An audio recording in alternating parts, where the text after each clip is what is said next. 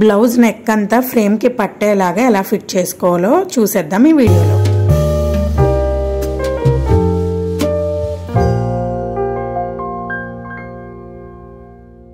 Hi అండి, అందరికీ welcome back to my channel life of money Satish vlogs. అందరూ ఎలా ఉన్నారండి?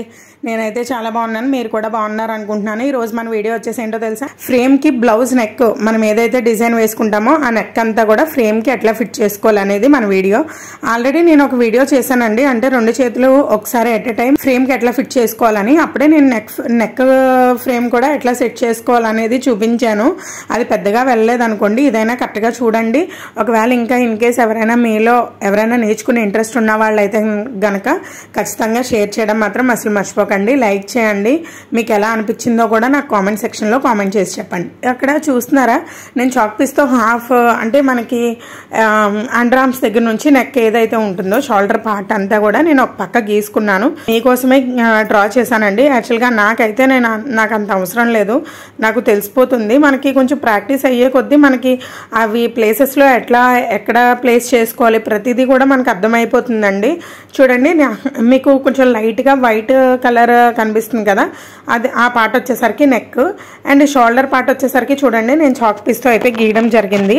అదేంటంటే మనం వేసుకునేది నెక్కే కదా, మనకి ఎంత అవసరం అయితే అంతే కదండి తీసుకుంటాము. యాక్చువల్లీ నెక్ పార్టే కాబట్టి మనకు అవసరం, పెద్ద మిగిలిన పార్ట్తో మనకు సంబంధం లేదు. ఒకటి నెక్ మొత్తం అంతా కూడా వేసుకోవాలని అనుకున్నాం అనుకోండి, అది ఎట్లా ఫిట్ చేసుకోవాలి అంటే వీళ్ళలో నెక్ అంతా కూడా కంప్లీట్ చేసేసుకోవాలండి. అప్పుడైనా సరే మిగిలిన పార్ట్ అంతా కూడా ఎట్లా పెట్టుకోవాలనేది నేను ఖచ్చితంగా ఫుల్ లెంత్ బ్లౌజ్ అంతా చేసినప్పుడు నేను కంపల్సరీగా మీకు చూపిస్తానండి. నేను ఎట్లా ఫిట్ చేసుకున్నానో అలా రౌండ్గా ఫిట్ చేసుకోండి. ఇప్పుడు ఇక్కడ మీకు ఒక చిన్న టిప్ ఏంటంటే, ఆ గ్రీన్ కలర్ స్క్రూ ఏదైతే ఉందో అది మనం బ్లౌజ్కి ఫిట్ చేసుకున్నాక తిప్పుకుంటుంటే అది ట్విస్ట్ అయిపోవడమో లేదంటే విరిగిపోవడమో ఏదో ఒకటి జరుగుతుంది.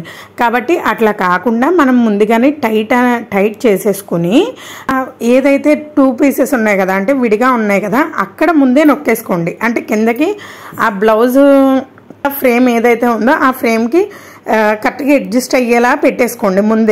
ముందు పెట్టేసుకుని అప్పుడు చుట్టూరు నేను చూడండి ఎలా నొక్కుతున్నానో అట్లా నొక్కుంటూ వచ్చేయండి. అట్లా ఫిట్ చేసుకోండి. కొంచెం లూజ్ ఉంది కదా, ఇప్పుడు ఆ లూజ్ మనం టైట్ చేసుకోవాలి. కరెక్ట్గా కొంచెం లైట్ లూజ్ ఉందన్నమాట, ఎక్కువ లూజ్ లేదు. దాన్ని కొంచెంగా జాగ్రత్తగా లాగితే సరిపోతుందండి. ఇది ఉప్పాడ బ్లౌజ్ కాబట్టి చాలా జాగ్రత్తగా ఉండాలి. అదే హాఫ్ పట్టు బ్లౌజులు అయితే పెద్దగా ఇబ్బంది ఏమీ లేదండి, కానీ మ్యాక్సిమం చాలా జాగ్రత్తగానే లాక్కోవడానికి ట్రై చేయండి. మీకు ఒకవేళ నచ్చితే కనుక ప్లీజ్ సబ్స్క్రైబ్ చేసుకోండి, ఒక లైక్ కూడా ఇవ్వండి. మీకు అర్థమయ్యిందో లేదో కూడా నాకు కామెంట్లో కామెంట్ చేసి చెప్పండి. మీకు అర్థమైందనే అనుకుంటున్నాను. ఇట్లా చేసుకుంటే కరెక్ట్గా ఫిట్ అవుతుంది అనమాట. హ్యాండ్స్ కూడా ఎలా ఫిట్ చేసుకోవాలనేది నేను లింక్ డిస్క్రిప్షన్లో ఇస్తాను, అది కూడా ఒకసారి చూస్తే మీకు హ్యాండ్స్ కూడా ఇంత 2 చేతులు ఒకసారి అయిపోతాయండి.